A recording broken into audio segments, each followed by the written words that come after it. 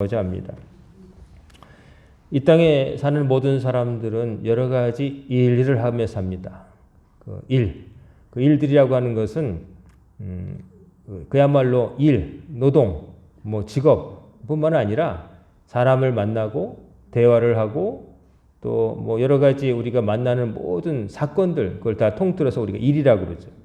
그 많은 것들을 우리가 다 경험하며 사는데 몸뚱아리가 하나인지라 다 할 수 없으니까 우리는 선택하며 살게 됩니다. 많은 일들이 있지만은 그 중에서 중요한 일을 골라내고 하찮은 일은 좀 안 하고 나에게 필요한 것을 중요하다고 생각되는 것들, 그런 것들을 가려서 행하게 되는 것이죠. 그래서 여러 가지 일들을 하는데 우리 믿는 사람들, 여러분과 저처럼 그냥 사람들이 교회 다니는 사람이다. 그렇지만 교회 다닐 뿐만 아니라 진짜 하나님을 믿는 사람들이 해야 될 일이 있죠. 그 많은 일들 가운데 첫 번째를 꼽으라면 바로 예배입니다.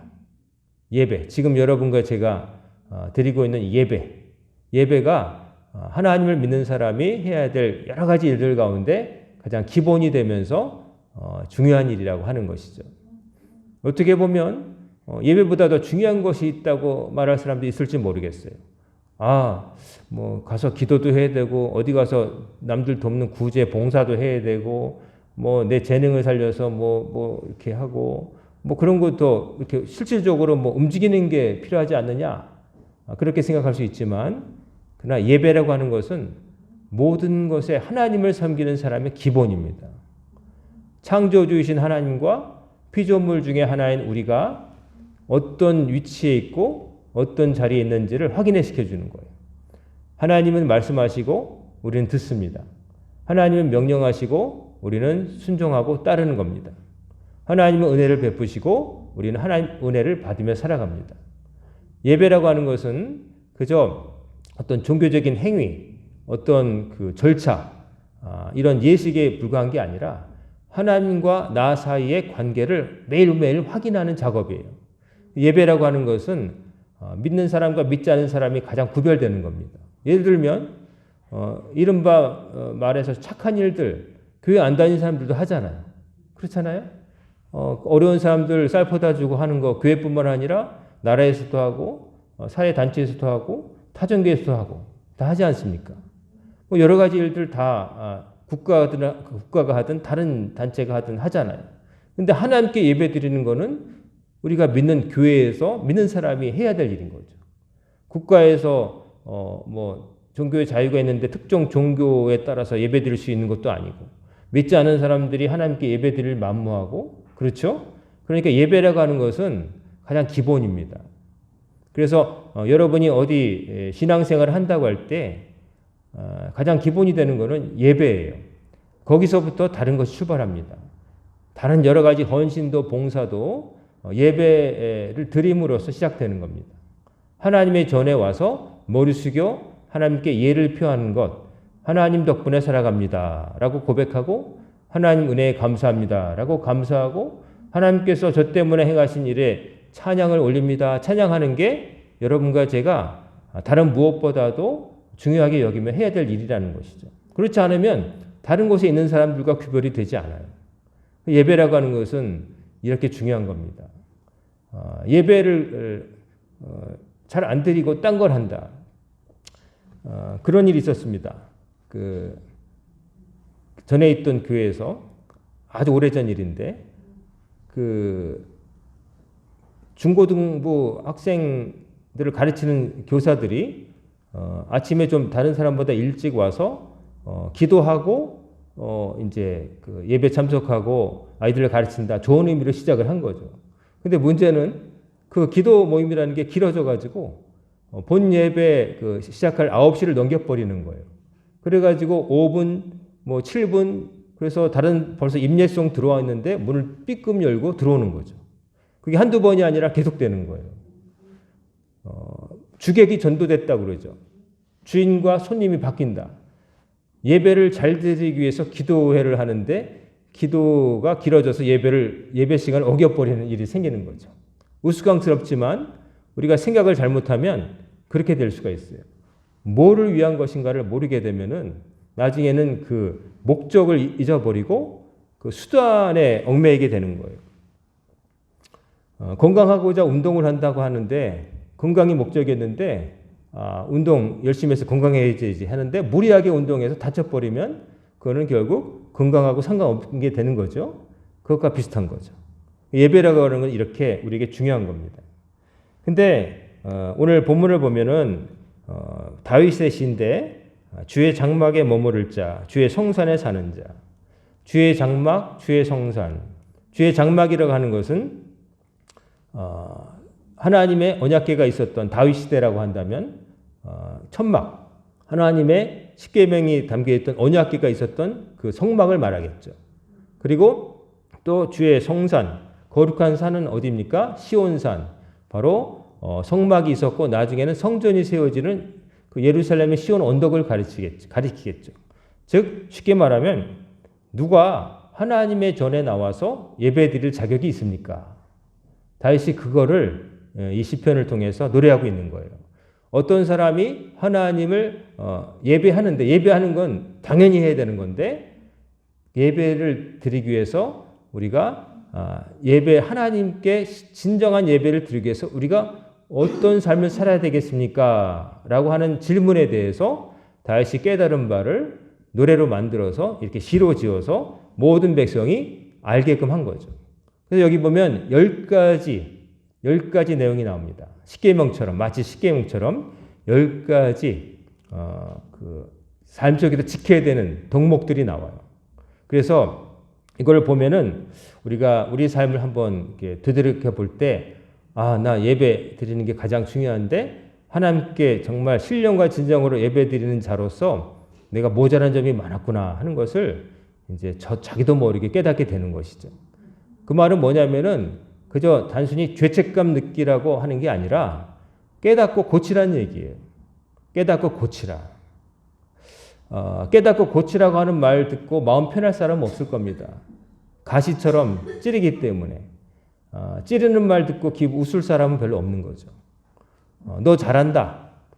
그래도 지금도 상당히 괜찮다라는 말을 들으면 사람들은 편안해 하는데 아직 멀었다. 아직 그 부분이 안 됐다라는 말을 들으면 불편하기 짝이 없겠죠. 하지만 우리는 마음 편하려고 예수 믿는 게 아니라 제대로 살려고 예수 믿는 겁니다.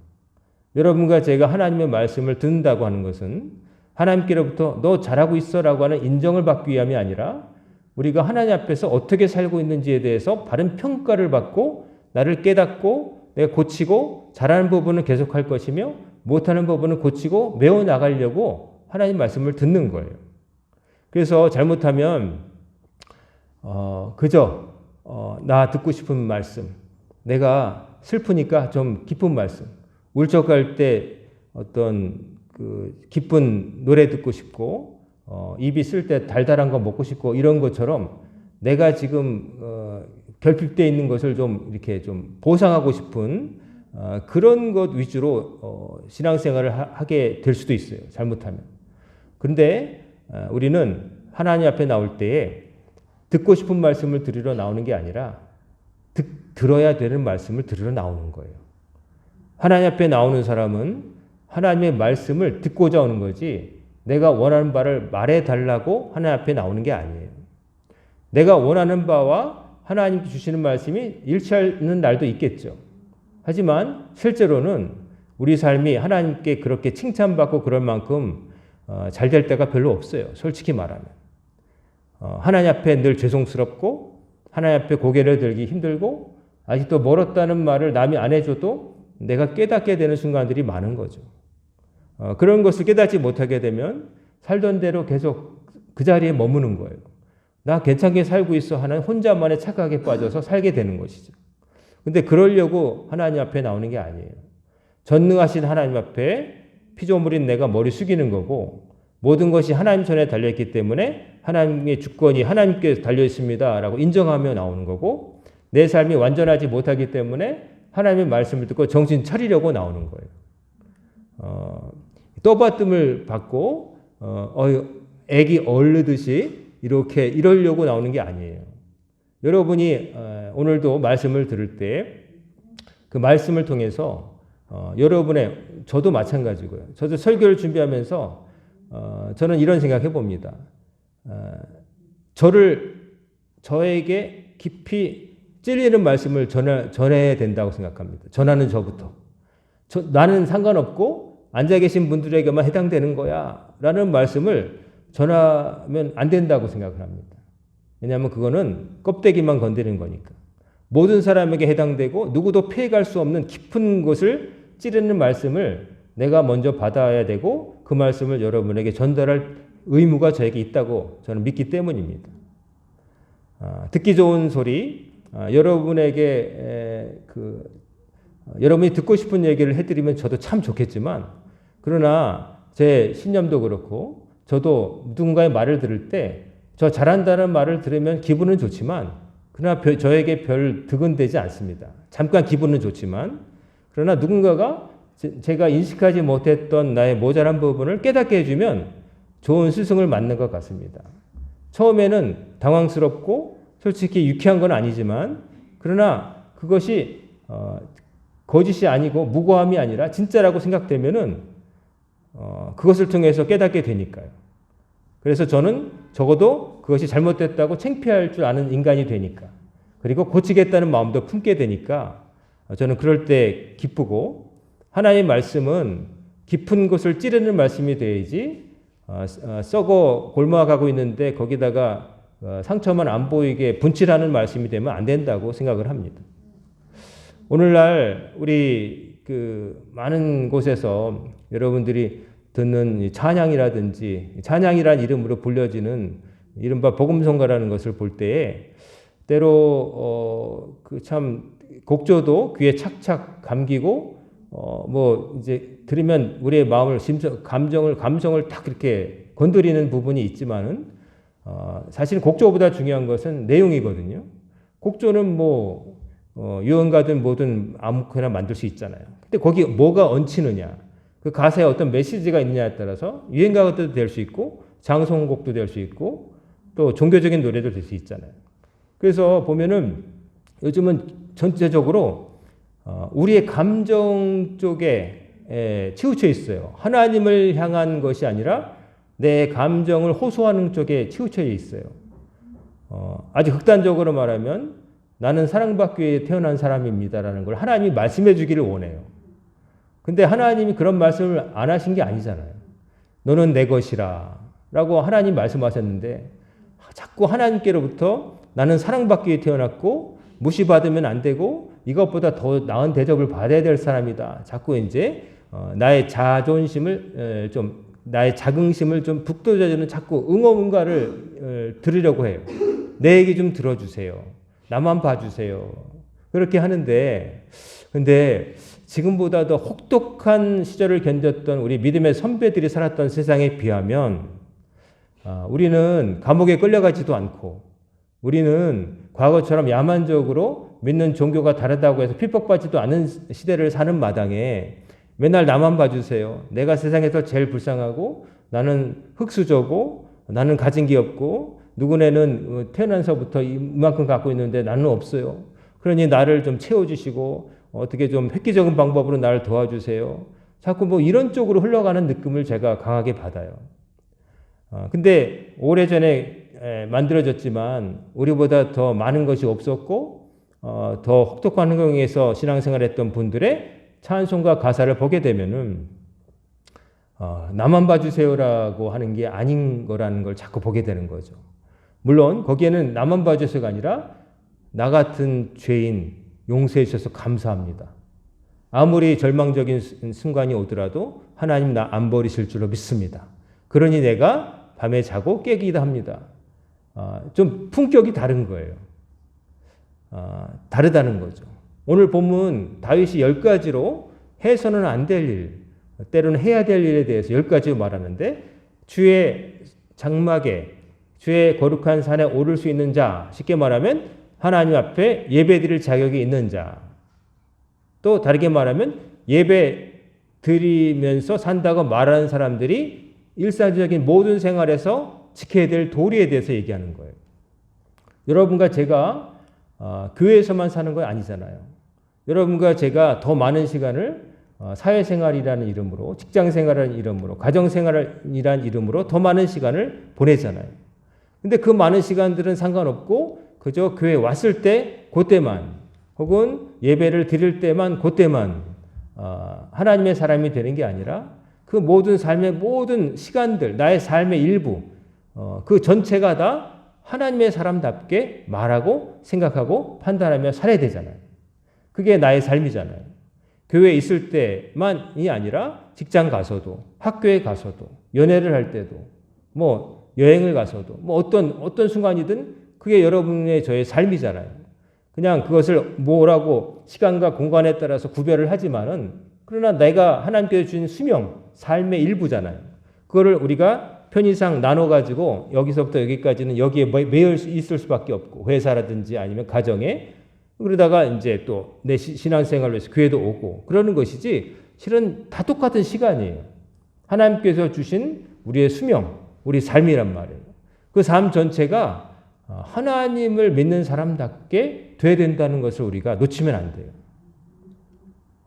신앙과 삶이 별개가 아니라 똑같아야 돼요. 그러기 위해서는 그게 쉽지가 않죠. 사람이 옛날에 그런 거 있었잖아요. 양반전인가? 옛날에 제가 코미디 프로를 보면은 옛날에는 좀 재미가 있었어요.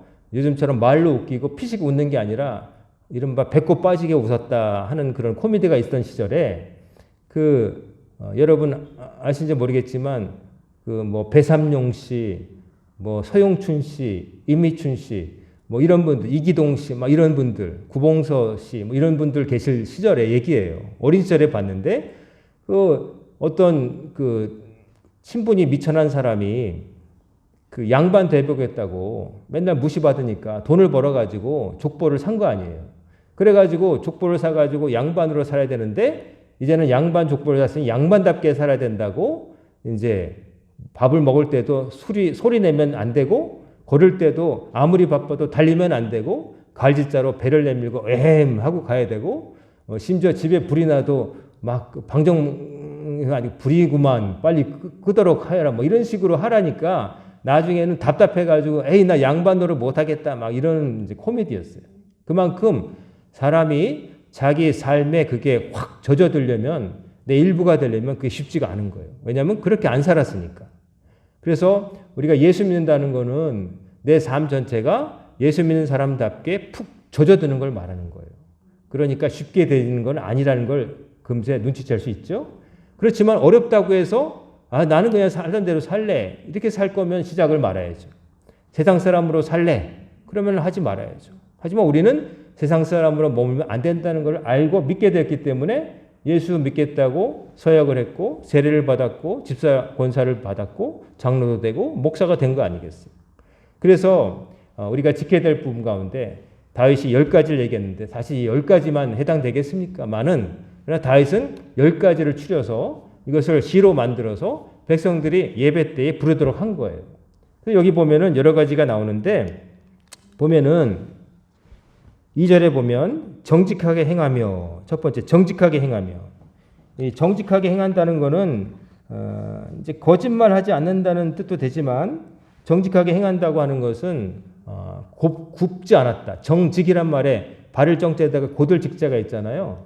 그 말처럼 곧게 행한다. 이 말은 뭐냐면은 하나님의 말씀에서 벗어나지 않게, 오른쪽으로든 왼쪽으로든 기울지 않고 오직 하나님께서 정한 대로 생각하고 말한다는 걸 말하는 거예요. 그래서 정직하게 말한다. 그러려니까 아까 말씀드린 대로 모든 생활의 전반에 있어서 그렇게 살아야 되니까 교회에서만, 예배당 안에서만 그런 게 아니라 직장에서도 그래야 되는 거예요. 교회에서만 이렇게 하나님 믿는 사람처럼 하는 게 아니라 회사 가서도 하나님 믿는 사람답게 살아야 되는 거예요. 학교 가서도 교회 다니는 사람처럼 행해야 되는 거예요. 교회에서는 점잖은데 학교나 직장에서는 막 말이 거칠다든지 상소리를 막 한다든지 그러면 안 되는 거예요. 똑같아야 되는 거예요. 그 사람이 어떤 사람이라는 것이 교회에서나 가정에서나 직장에서나 똑같아야 되는 거예요. 근데 우리가 잘 그러질 못하죠.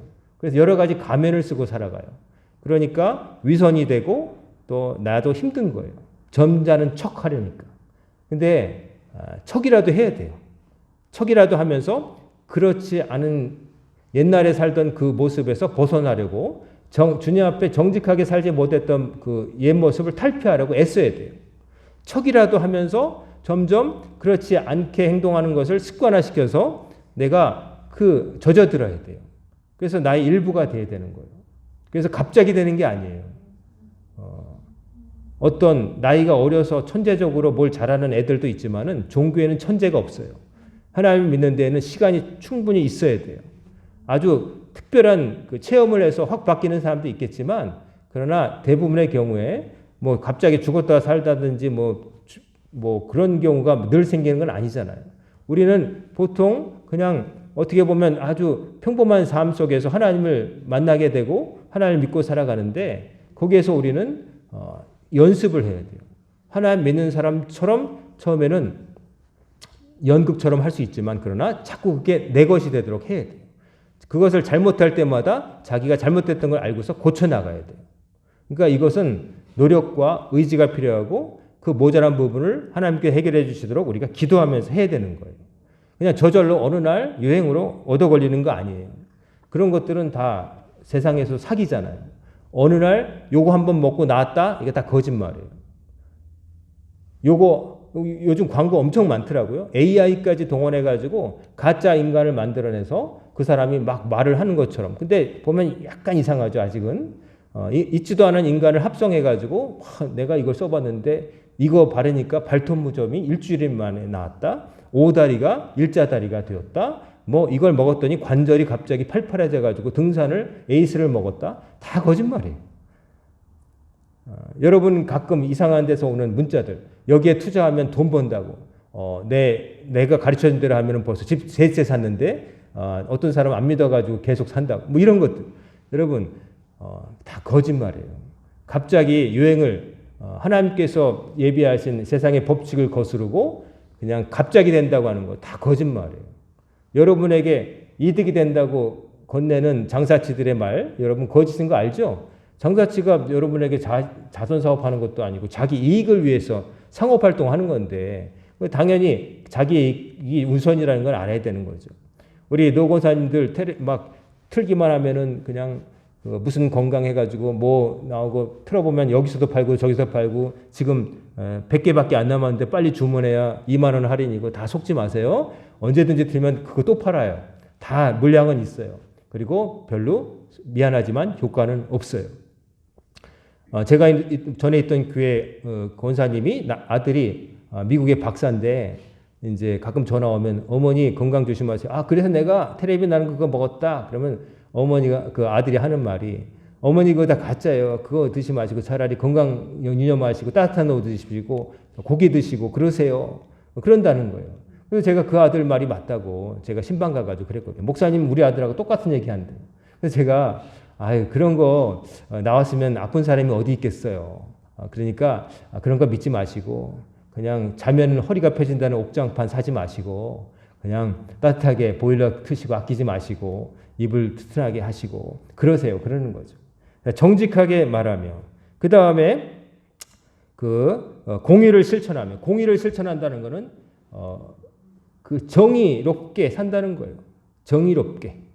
악한 쪽에 가담하지 않으며 하나님께서 옳다고 하신 바에 따라서 산다는 거예요. 이익을 쫓아 사는 게 아니라, 유불리를 따라 사는 게 아니라 옳고 그름에 따라 사는 거예요. 그렇게 살면 사람들이 조금 더 빡빡할 것 같지만, 요즘 사람들은 옳고 그름보다는 유불리에 관심이 훨씬 많아요. 나라가 어떻게 되든 내가 가진 아파트가 오르면 그건 좋은 정부고, 내가 가지고 있는 부동산에 해가 되면은 나쁜 정부라고 얘기를 해요. 아주 지극히. 내가 가진 땅에 관련해서 얘기를 하는 거죠. 더 극단적으로 말하면 양평 땅에 자기가 투자한 게 있는데, 전 정부 우리 텔레비 보셨지만 거기서 이렇게 농가를 부려서 옮기는 바람에 자기가 손해봤다고 그렇게 지지하던 대통령을 욕하는 사람도 제가 봤어요. 그저 내가 있는 땅 쪽에 이득이 안 되게 이게 틀어버려가지고 자기 손해봤다고 욕을 하더라고요. 그전에는 그렇게 지지하더니만. 그러면 안 되는 거죠. 설사 내가 가지고 있는 것에 손해가 오더라도 전체 나라를 위해서 그런 정책이 필요하다면 정책 위반자로서 그렇게 하는 게 당연한 거죠. 기분은 좋지가 않겠지만 그러나 나라 전체를 위해서는 해야 돼요. 내가 소금 장수인데 비 오면 별로 안 좋잖아요.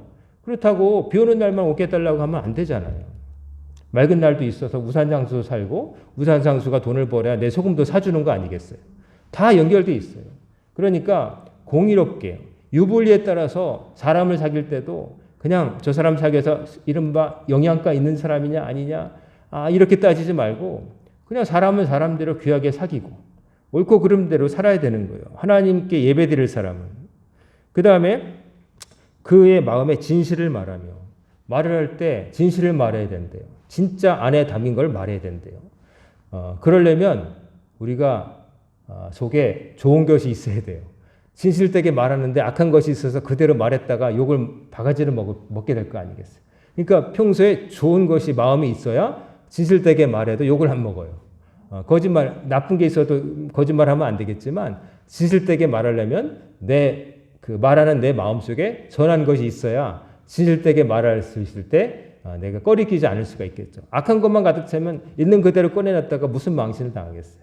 그러니까 진실을 말해야 되는데 거짓을 말하면 안 되고 정직해야 되고 내 안에 악한 것이 있으면 안 되겠죠. 그 다음에 또 3절에 보면 그의 혀로 남을 허물하지 아니하며 남을 허물한다. 남의 잘못을 들춰낸다.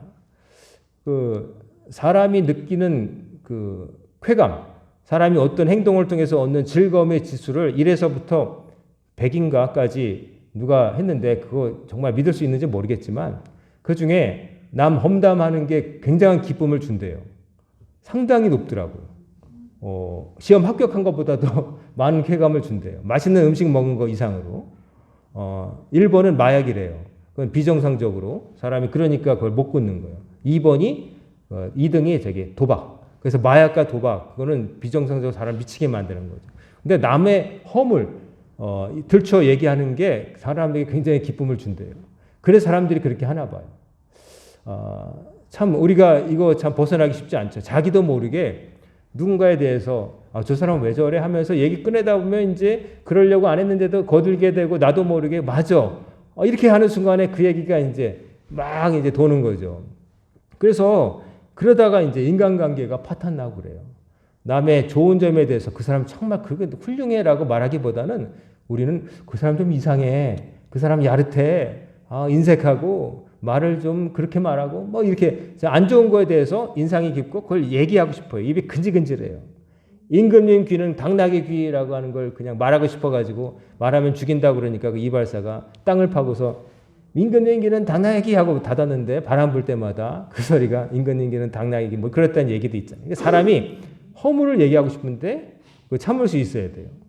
다른 사람이 허물을 봤을 때 느끼긴 하죠. 판단을 하게 되죠. 사람이니까. 그거 잘못됐다. 저거는 고쳐야 되는데. 그런데 그걸 보고 생각만 하지 그걸 다니면서 저 사람 그렇지? 라고 그러지 말라는 거예요. 생각은 들 수 있잖아요. 잘못되는 거. 저 사람 밥을 먹을 때 이렇게 소리를 내. 저 사람 왜 주변을 이렇게 지저분하게 청소를 안 해? 왜 게을러? 이런 것들은 생각할 수가 있겠죠. 하지만 그걸 입 밖에 내면서 그러지 말라는 거예요. 그리고 그의 이웃에게 악을 행하지 아니하며 다른 사람을 잘못되게 하려고 고의적으로 안 좋은 행위를 하는 거예요. 그렇게까지 되는 경우가 많이 없지만 가끔 그런 사람도 있어요. 선을 넘는 거예요. 옆집 사람하고 다툼이 있다고 해서 남의 차에다가 송곳으로 푹 해가지고 빵꾸를 내는 사람도 있고 층간소음 때문에 막 서로 싸우기도 하고 막 칼부림 나기도 했었죠.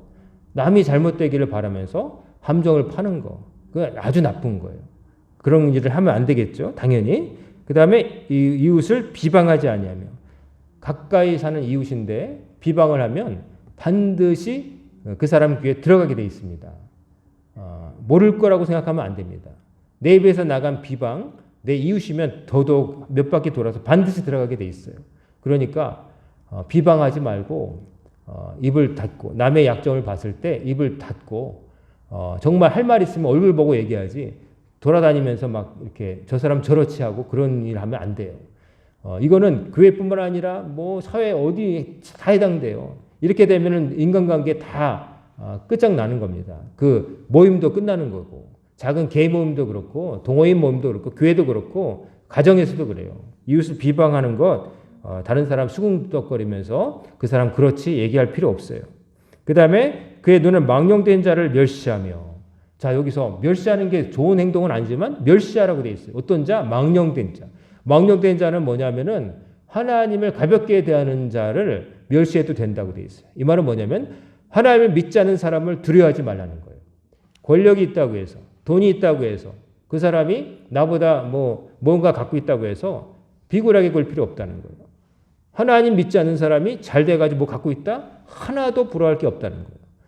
우리 속에는 이렇게 생각해야죠. 네가 갖고 있는 거 죽을 때 아무것도 못 가져가. 당신이 자랑하는 집, 차, 자식, 건강 죽을 때 아무것도 못 가져가. 당신 그거 있다고 해서 천국 가는 거 아니야. 그러니까 부러워할 거 없다는 거예요. 즉 우리가 부러워하려면 뭘 부러워하냐면 여기 보면 여호와를 두려워하는 자를 존대하며 여호와를 두려워하는 자는 뭐냐면 하나님을 경외하는 자, 하나님을 잘 섬기는 자, 자기 머리에 하나님의 계심을 알고 순종하는 사람은 귀하게 여겨야 되는 거예요. 나보다 어리다고, 나보다 집이 좀 작다고, 그게 아니에요. 하나님을 나보다 더 잘 섬기는 자에 대해서는 부러움을 가지고 어떻게 하면 나는 저렇게 할 수 있을까? 이런 부러움을 가지고 살아야 되는 거예요. 그런 사람을 존중해야 되는 거고. 교회에서도 밖에서 뭘 하든 재벌 사장님이든 아니면 판검사든 의사든 사회적으로 명망이 있거나 좀 권력이 있는 사람들이 교회 와서 똑같이 대접받는 게 아니라 교회에서는 기준이 하나예요. 누가 하나님을 위해서 더 헌신하는가. 그런 기준을 따라서 중책을 맡기는 거고 그런 분들이 존경을 받는 거예요. 다른 사회적 지위가 밖에서 뭐라고 해서 의미 없어요. 교회에서는 하나님을 잘 섬기는 사람이 대접받는 거예요. 존경받는 거고 그 사람을 닮아가려고 다른 사람이 애써야 되는 거예요. 그 다음에 마음에 소원한 것은 해로울지라도 변하지 아니하며 하나님께 막 다급할 때 하나님 이것만 들어주시면 어떻게 하겠습니다. 막 약속은 막 하다가 딱 그 고비가 지난 다음에 생각 바뀌어가지고 하나님 그때는 제가 제정신이 아니었던 것 같습니다. 제가 너무 과했던 것 같습니다. 오버했던 것 같습니다. 그냥 이 정도만 할게요. 이런 경솔한 맹세하면 안 된다는 거예요.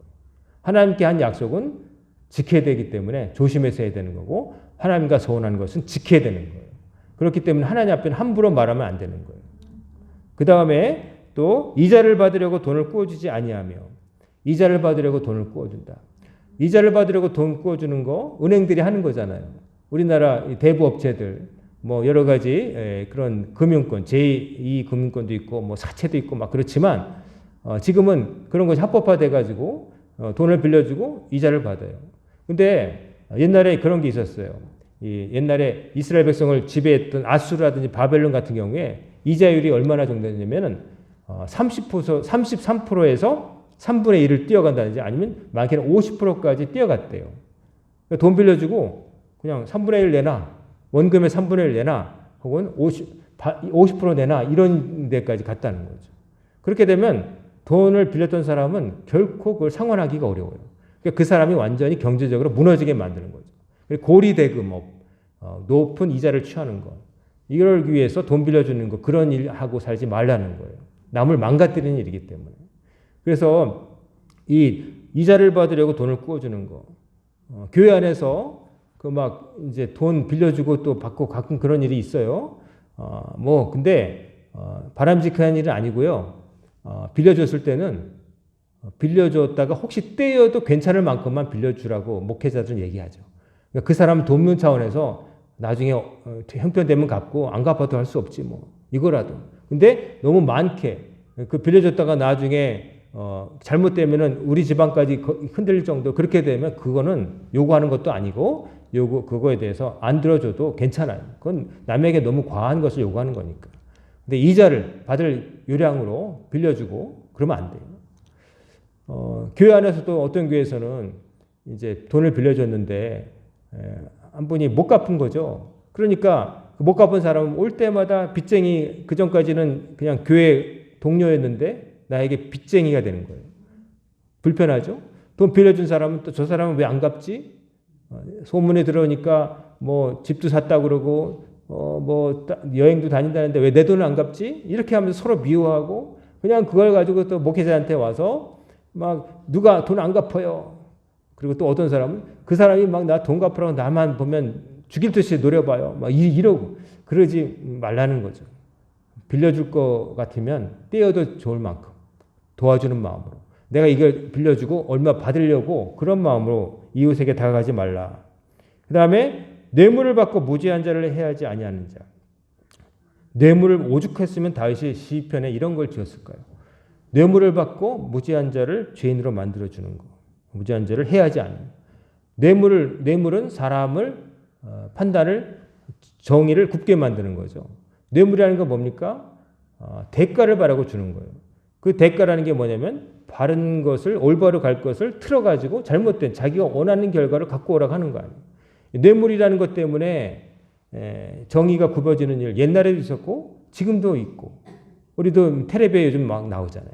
자기가 얻고 싶은 걸 위해서 정치권에 돈을 갖다 대는 통일교 같은 그런 사악한 집단들 정말 정말 사악한데 일본 같은 경우에는 정치인들과 통일교인들이 굉장히 밀접하게 돼 있어요. 몇 대에 걸쳐서 돈을 주니까 정치인들이 통일교가 어느 나라에서도 별로 이렇게 힘이 없는데 일본은 희한하게 어떤 종교도 발붙이기 힘든데 희한하게 그렇게 돼 있는데 정치인들에게 정치 뇌물을 주니까 거기 움직이는 거예요. 그리고 우리나라도 그렇게 해보려고 했던 거죠. 한 학자가 그렇게 해보려고 했던 거죠. 세계일보 가보면 한 학자가 들어가면 경배 그러면서 모든 기자들이 90도로 인사하는 그 사진이 떴더라고요. 그게 언론이라고 또 자유라고 해서 세계일보라고 해서 통일교 기관지도 나오고 있고 참 한심하죠. 뇌물을 받고 정의를 굽게 하는 자. 내가 얻으려는 것을 위해서 이렇게 하는 거. 이러면 안 된다는 거예요. 하나님이 믿는 사람도 그래야 되고 하나님 안 믿는 사람도 그러면 안 되는데 적어도 하나님 믿는 사람은 그렇게 하면 안 되는 거죠. 정의가 굽어지면 안 되는 거예요. 그 다음에 또 이런 일을 행하는 자는 영원히 흔들리지 아니하리라. 이렇게 10가지 다윗이 말하는 하나님의 성산과 장막에 머무를 자격이 있는 사람이 살아야 될 삶의 도리를 지킨 사람은 그 땅이 영원히 흔들리지 않는다. 이 말씀을 재밌게 미국의 유진 윌리엄스라고 하는 목회자 겸 신학자가 쉽게 풀어쓴 영어 성경에는 어떻게 번역됐냐면 이렇게 행하는 자는 하나님의 눈에 눈밖에 나지 않으리라. 이렇게 재밌게 표시했어요. 즉 이런 악한 일을 행하지 않은 사람은 하나님의 눈밖에 나는 일이 없을 것이다. 땅이 흔들리지 않는다. 근거가 튼튼하다. 하나님 지켜주신다는 얘기겠죠. 자, 오늘 10가지를 복잡하게 말씀드렸는데 쉽게 말하면 하나님 보시기에 악한 일을 하면 안 된다는 거예요. 삶 속에서. 그러면서 하나님 나 지켜주세요. 하나님 믿습니다. 그러면 안 된다는 거예요. 잠언 28장 9절에 사람의 귀를 돌려 율법을 듣지 아니하면 그의 기도도 가증하니라. 하나님 말씀을 안 지키면서 와서 기도한다는 거예요. 근데 그게 하나님 들으실 때 가증한 거라는 거예요. 그리고 악을 행하는 모든 자는 내 하나님 여호와께 가증하니라. 신명기서에서 모세가 한 말이에요. 하나님께서 원하시는 삶을 살지 않으면서 하나님께 나와서 번제를 바치고 기도하는 모든 것들은 다 위선이고 가증스럽다. 하나님께서 안 봐주신다는 거예요. 자, 이런 말씀 앞에 우리는 무슨 생각을 해야 되겠습니까? 우리 자신을 놓고 생각해 봐야 되겠죠. 남을 놓고 누구 들으라는 말이 아니라 여러분 자신, 나 예배드리 하나님 앞에 머리 숙여 예배드리러 왔는데 내 나머지 삶이 하나님 앞에 깨끗한 삶일까? 하나님께 짐승을 죽여 바칠 때도 흠 없는 것을 바쳤다는데 나는 하나님 앞에 나오는 나는 흠이 너무나 많은 인간이 아닌가? 그러면 계속 이렇게 살 수는 없고 이 흠을 내가 없애야 되는데 고쳐야지. 특별히 아까 좀 말에 대한 게 많죠. 입으로 하는 거, 허물하고 비방하고 정직하지 않고 이런 것들 다 입에서만 시작되거든요. 그러니까 입 조심을 잘해야 돼요. 자기 혀를 잘 다스리는 사람이어야 돼요. 자기 입을 다스리는 사람은 성을 정복한 사람보다 더 낫다고 돼 있어요. 입은 내 생각이 표현되는 거예요. 내 생각이 그대로 표현되기도 하고 거짓으로 바뀌어 나가기도 하는데 모든 화학은 여기서 많이 시작돼요. 그러니까 이것을 조심해야 돼요. 이거 꼭 말해야 될까? 한번 생각하세요. 귀가 2개인 것은 2번 듣고 한 번 말하라고 입은 하나고 귀가 2개라는 재밌는 말도 있잖아요. 이거 해야 될 말일까? 저 사람에게 내가 해도 괜찮은 말일까? 한번 생각하고 약간 미심쩍으면 안 하는 게 좋아요. 그 말 안 한다고 안 죽고 그 말 안 한다고 사람들이 싫어하지 않아요. 차라리 사람들은 잘 들어주는 사람을 더 좋아한대요. 남을 재밌는 말을 해서 남을 즐겁게 해줘야 행복한 사람들이 있지만 그런 사람들은 자기를 들어주는 사람이 있을 때 더 행복하다는 거예요. 잘 들어줘서 나쁜 건 없어요. 근데 말을 잘못해서 이제까지 했던 것을 다 와르르 무너뜨릴 수도 있어요. 오늘 주님 앞에 나온 여러분, 하나님 앞에 주의 장막과 하나님의 성산에 거할 자, 짧게는 아주 좁히면 예배드릴 수, 예배당에 나올 수 있는 자, 신앙생활 할 수 있는 자, 넓게 보면 주의 장막과 주의 거룩한 산은 저 천국이라고 볼 때 하나님 나라에 들어갈 사람으로서 여러 가지가 중요하겠지만 우리 삶 속에서 지켜야 될 것 10가지를 여러분 기억하시고 삶에서 지키려고 노력하고 또 노력하시길 바랍니다. 노력이 어떻게 보면 어떤 사람은 뭐 인간의 업적이냐 뭐 그럴지 모르겠지만 하나님께서 우리에게 요구하신 바가 있어요. 우리 아무리 가만히 있는다고 되는 게 아니에요. 하나님께서 많은 일들을 하시겠지만 그러나 우리 몫에 이를테면 하나님이 우리에게 고성능 총을 주셔서 물쏘도 때려잡을 수 있는 총을 주셨지만 총알도 주시고 다 만들었지만 우리가 방아쇠는 당겨야 되지 않겠어요. 그게 대단한 건 아니지만 총을 만들고 총알을 생산하는 것에 비하면 아무것도 아니지만 그래도 하나님이 이거라도 하라고 하신 부분이 있단 말이에요. 그것도 안 하고서 총 들고 왜 총알이 안 나갔습니까? 물소를 왜 못 때려잡고 내가 물소에 치여 죽습니까? 얘기하면 그건 바보인 거죠. 여러분 우리 몫이 있어요. 우리가 행해야 되는 건데 이것도 사실은 쉽지 않아요. 왜냐하면 우리가 그렇게 선하지 않으니까 그리고 우리가 완벽하지 않기 때문에 그러니까 애써야 되고 통해 자복하는 마음을 하나님 이번에도 이 입으로 이 요망한 입으로 죄를 졌어요. 하나님 지난번에 이번 주에 누군가에게 상처가 되는 말을 했어요. 누군가를 불편하게 만드는 말을 제 의도와 상관이 없어요. 하나님 제 입술에 파수꾼을 주옵소서. 내 삶을 지켜주시고 제가 하나님 사람답게 바뀌게 하옵소서. 내가 그래서 기도해야 되는 거고 몸부림을 쳐야 되는 거예요.